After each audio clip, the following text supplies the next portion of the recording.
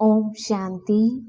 29 जून 2022 के महावाक्य हैं, मीठे बच्चे, तुम्हें किसी से भी जास्ती डिबेट नहीं करनी है, सिर्फ बाप का परिचय सबको दो।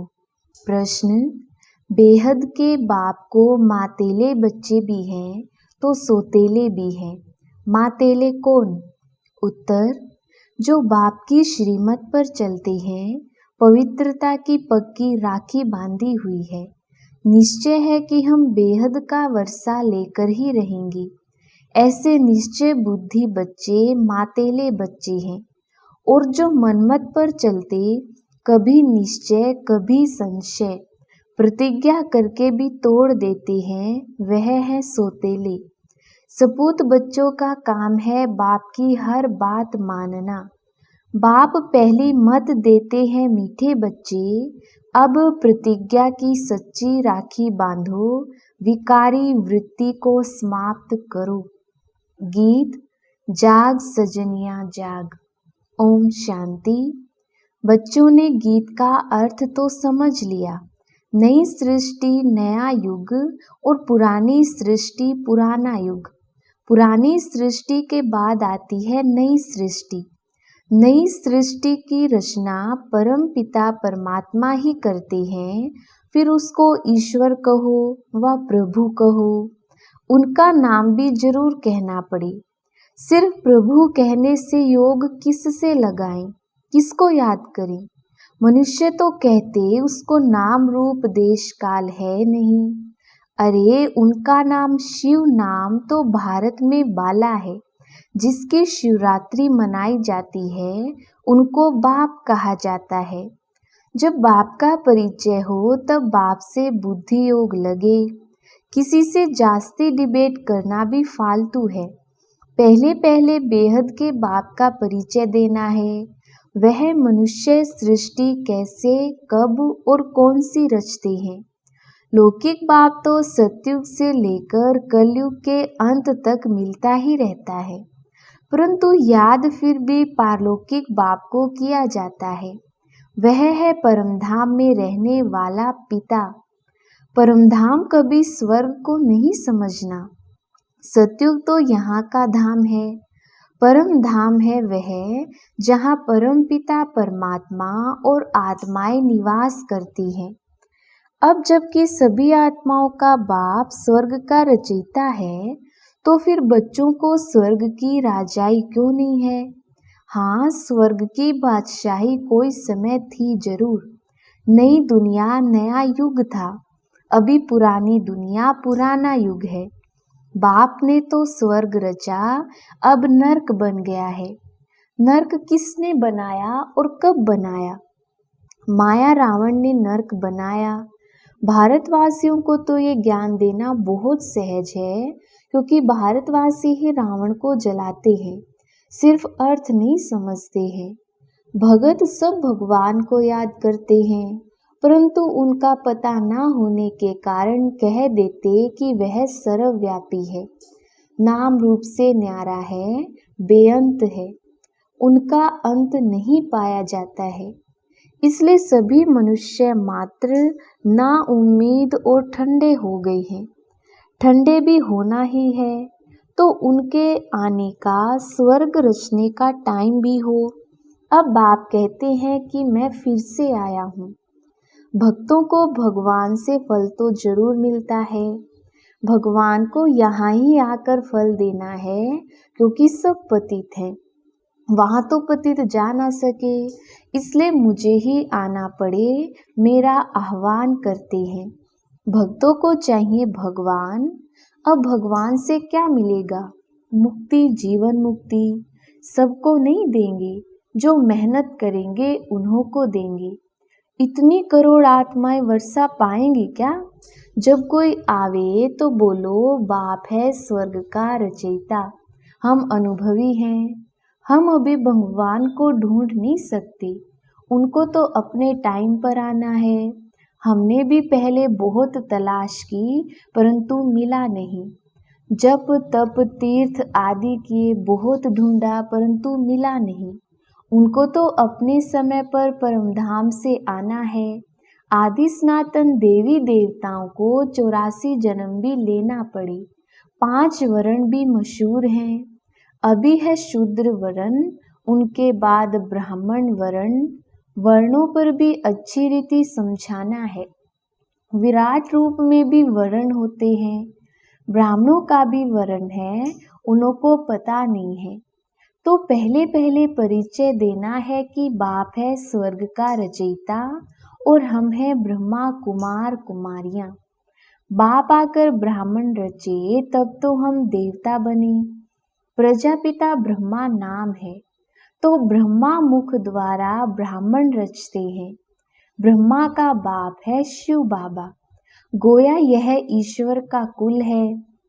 जैसे कृपलानी कुल वासवानी कुल होता है, वैसे इस समय तुम्हारा है ईश्वरीय कुल। तुम हो उनकी औलाद जो सच्चे ब्राह्मण हैं, जिन्होंने पवित्रता की प्रतिज्ञा की है।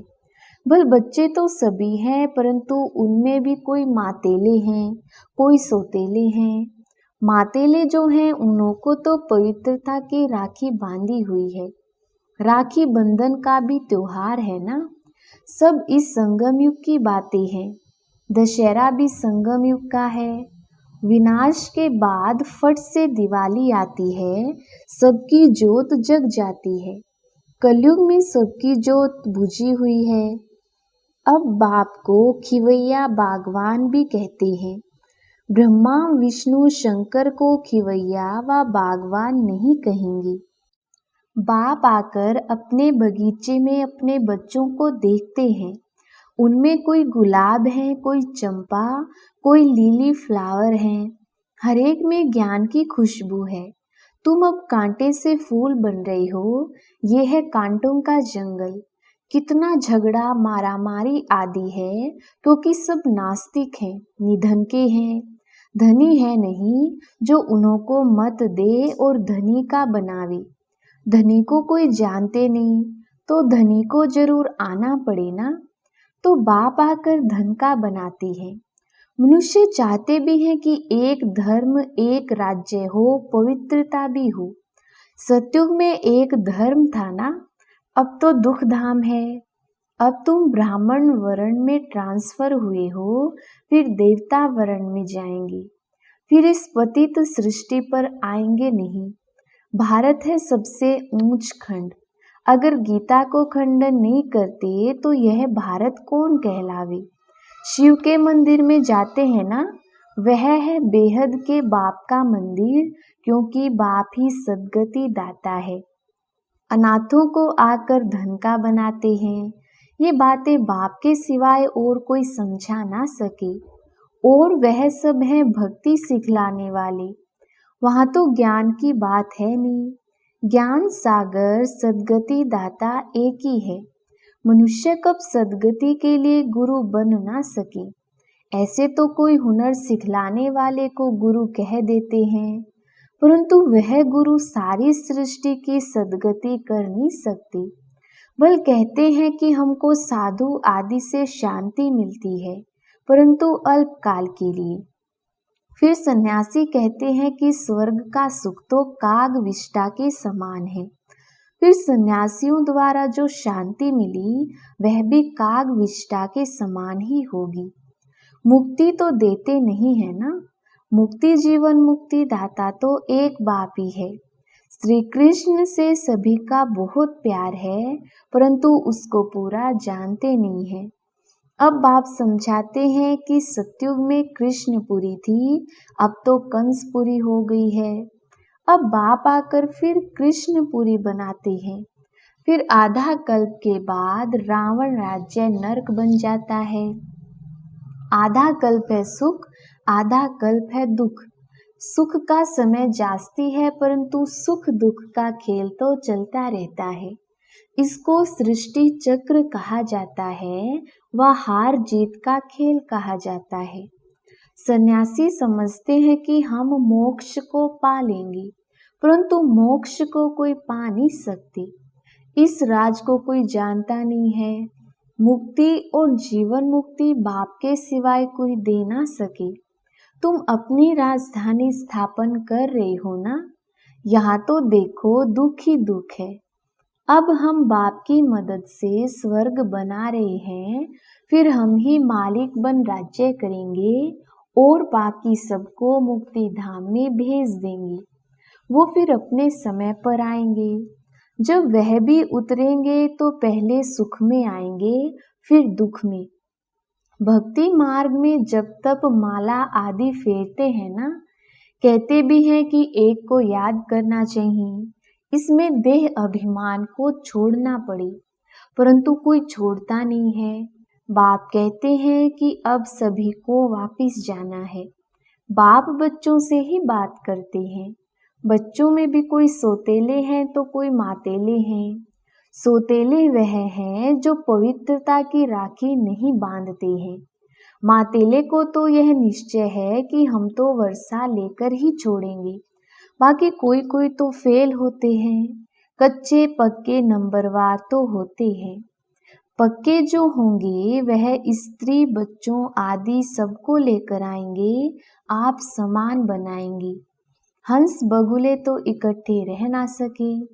बड़ी जिम्मेवारी है बाप के ऊपर। सबको पवित्र बनाना यह बाप का काम है।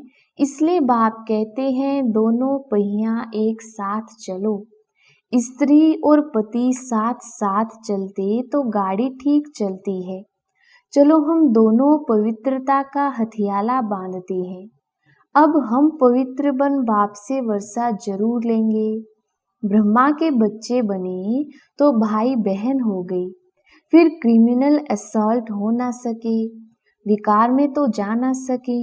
यह ईश्वरीय ला कहता है। अभी बाप कहते हैं कि विष पीने पिलाने की वृत्ति तोड़ देनी है। हम एक दो को ज्ञान अमृत पिलाएंगे। हम भी बाप से स्वर्ग का वर्षा लेंगे। सपूत बच्चों का काम है बाप का कहना मानना। जो नहीं मानते वह कपूत ही ठहरे। कपूत बच्चों को वर्षा देने में बाप जरूर आनाकानी करेंगे। तुम ब्राह्मण देवता बनने वाले हो तो तुम्हें अपनी स्त्री को भी ज्ञान अमृत पिलाना चाहिए। जैसे छोटे बच्चों को नाक पकड़कर दवाई पिलाई जाती है। स्त्री को कहो कि तुम मानती हो कि यह पति तुम्हारा गुरु ईश्वर है, तो जरूर हम तुम्हारी सद्गति करेंगे ना। पुरुष तो झट स्त्री को आप समान बना सकता है। स्त्री पुरुष को जल्दी नहीं बना सकेगी, इसलिए अबलाओं पर बहुत अत्याचार होते हैं। बच्चियों को बहुत मार खानी पड़ती है। तुम्हारी रक्षा गवर्नमेंट भी कर नहीं सकेगी। वह कहेगी हम तो कुछ नहीं कर सकते। बाप तो कहेंगे बच्चे श्रीमत पर चलो तो तुम स्वर्ग के मालिक बनेंगे। अगर कपूत बने तो वर्षा गवा देंगे। वहाँ लौकिक बाप से बच्चे हद का वर्षा लेते हैं और यहाँ सपूत बच्चे बेहद के बाप से बेहद का वर्षा लेते हैं। इसको कहा जाता है दुख धाम। यहाँ तो तुमको सोना भी नहीं पहनना है, क्योंकि इस समय तुम बैगर हो। दूसरे जन्म में तुमको एकदम सोने के महल मिलते हैं, रतन जड़ित महल होंगे।